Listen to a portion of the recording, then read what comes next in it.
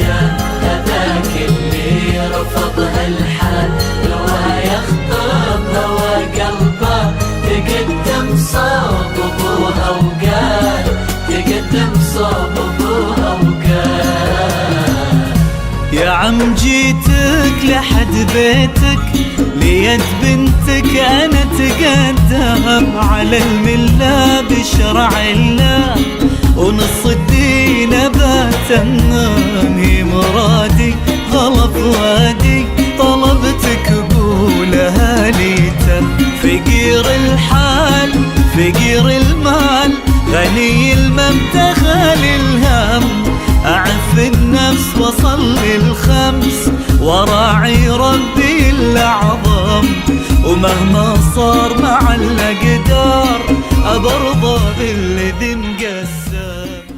بسم الله الرحمن الرحيم.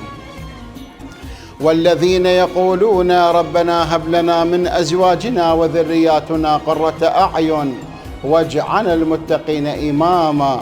وقال جل وعلا بسم الله الرحمن الرحيم ومن آياته أن خلق لكم من أنفسكم أزواجا لتسكنوا إليها وجعل بينكم مودة ورحمة إن في ذلك لآيات لقوم يتفكرون.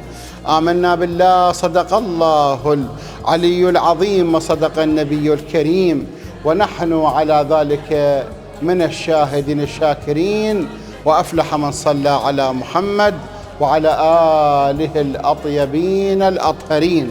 اللهم صل على محمد. لا ترمي الشوق في عيني وقلبي المغرم بطهر الأرض عرفنا بعض من احنا صغار لو تعلم لا تحرمنا لا تعدمنا وربك ما رضى بالظلم.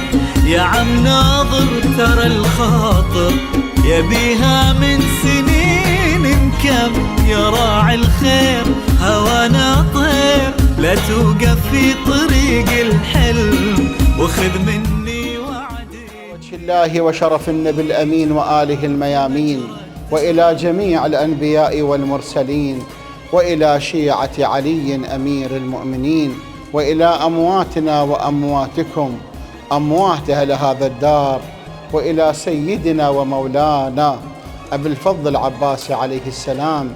نقرأ الفاتحة مسبوقة معطرة بذكر الصلاة على محمد وآل محمد. اللهم صل على محمد وآل محمد.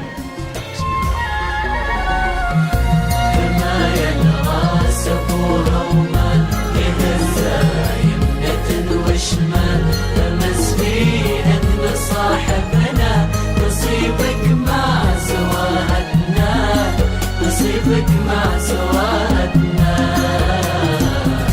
ما هو معقول ولا مقبول أعيش الفكرة دي يا عم بعد بنتك أنا حلف لك علي تحرم بنات آدم ولو دنياي حكايتناي بغنيها بجرح وهم وهذا القلب عمي صعب حلف بعشقها وقسم بقول لك شي مدامي حي أموت وغيرها يحرم بكل الياس بقول للناس حياتي خانها درغم.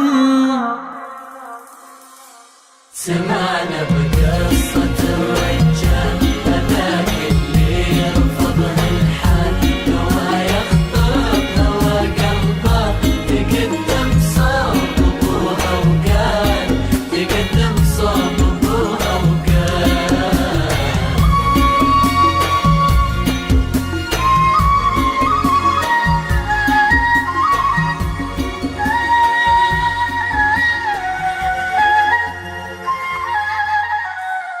سمعنا